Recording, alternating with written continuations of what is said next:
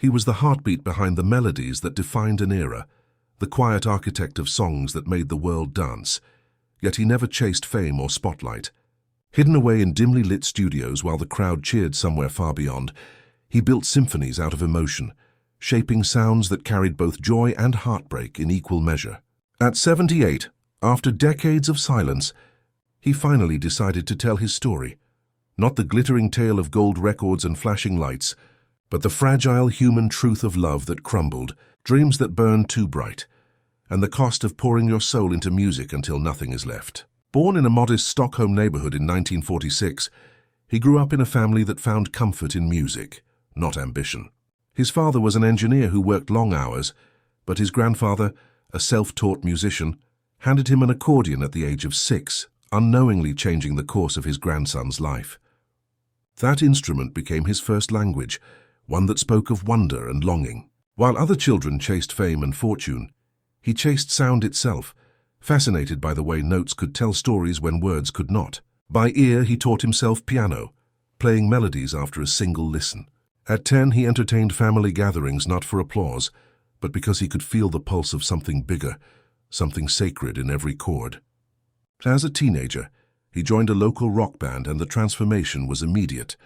Their song Sketchy Heartfelt climbed the charts, earning them the nickname the Swedish Beatles. But even then, he wasn't content being just a performer.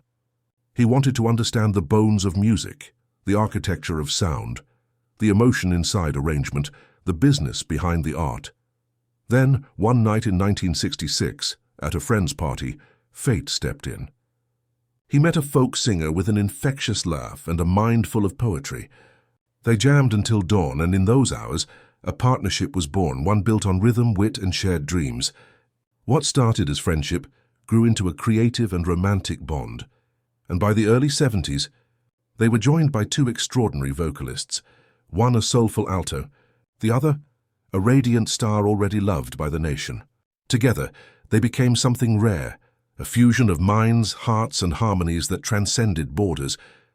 Their first attempt at the European Song Contest failed, but a year later, everything changed.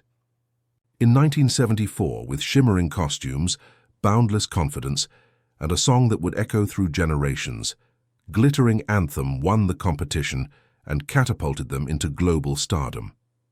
They shortened their name into an acronym and became an unstoppable phenomenon. He became the sonic craftsman of the group, treating every song like a sculpture, chiseling perfection from imperfection. He spent endless nights layering vocals, experimenting with synths long before they became mainstream, chasing not what was trendy, but what would last. His arrangements carried sunlight and shadow, melancholy wrapped in melody. The world heard happiness.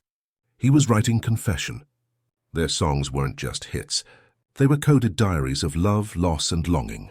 The 70s swept them into a storm of flashing cameras, sold-out arenas and awards. But behind the smiles, the pressure grew. Fame magnified every crack. In 1979, the first couple within the band quietly divorced. Their pain leaked into the music. Recording sessions turned tense, lyrics heavier, harmonies tinged with sorrow. 2 years later, his own relationship began to fall apart. What began as perfect harmony became discord. His obsession with perfection, his endless hours in the studio, his emotional distance, all took their toll. When he confessed he had fallen for someone else, the dream shattered. Yet even as their love unraveled, they kept writing. Their final album in 1981 was polished and pristine on the surface, but every lyric bled truth. Songs about faded love, missed chances, and quiet goodbyes weren't fiction. They were their lives captured in sound. By 1982, there was no grand farewell, no dramatic split. They simply stopped. The last single faded and silence followed. The world was left with questions. Why walk away at their peak? Was it greed, ego, exhaustion? For decades, they never explained. Fans imagined rivalries and secrets, but the truth was quieter, sadder, and far more human.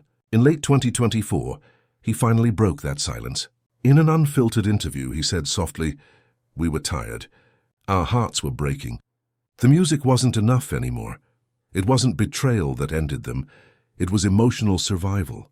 They stopped not out of failure, but to preserve what remained of their souls." A few months later, he spoke again, describing their final years as a slow fade, not a sudden collapse. The spark was gone, he admitted.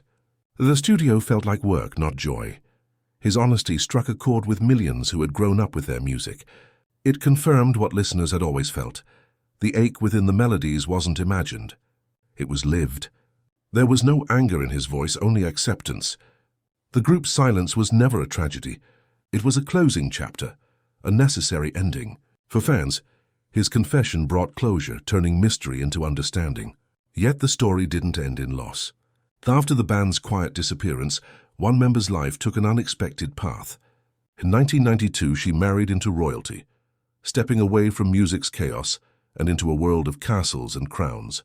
The fairy tale, however, turned tragic when her daughter died in a car accident at 30, leaving her shattered.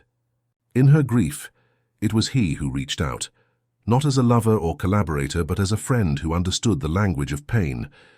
Their shared past became a bridge of comfort. It wasn't about rekindling the old days, but about finding solace in shared silence. Then, astonishingly, in 2018, something unimaginable happened. The band reunited. Not for fame, not for money, but for legacy.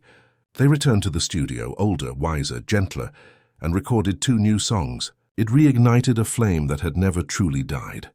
By 2021, they completed a full album, each track a reflection of time, loss, and gratitude. But their greatest innovation wasn't musical. It was technological. In 2022, they launched Digital Marvel, a groundbreaking virtual concert where holographic versions of their younger selves performed to live audiences in a custom-built London arena. Over 1 million fans came to witness Nostalgia Reborn, where technology and memory danced as one. They even turned down $1 billion global tour, choosing instead to let the music, and not nostalgia, speak for itself. The message was clear. Art, not fame, was always their true north. Now at 78, he speaks without hiding behind melodies. Music was my shield, he admits. I wrote my heart into songs, but didn't always share it with the people who mattered. It's a confession that reframes everything we thought we knew about him and his group. Their story was never one of perfect harmony, but of beautiful imperfection, of people trying to hold on to love while the world demanded art. Their songs endure because they carry truth, not polish. They remind us that behind every perfect chorus is a human heartbeat, uncertain and yearning. As he reflects on his life, he doesn't romanticize it. He calls it what it was, a journey of wonder, mistakes, and music that became a lifeline. For decades, he let the melodies speak for him. Now his words reveal the man behind the myth, fragile, reflective, and grateful. The music that once masked pain has become a vessel of peace. Listening to their songs today, you can still hear it, the shimmer of joy laced with sorrow, the echo of love that once was, and the enduring truth that art born from pain is the kind that lasts forever. And as he finally steps out from behind the curtain, there's no bitterness, no regret, just gratitude that he got to live inside the magic, even for a while. Because in the end, his greatest creation wasn't a hit record or a global phenomenon. It was the reminder that the most powerful music doesn't come from fame or perfection, but from the quiet courage to feel, to fail, and to begin again.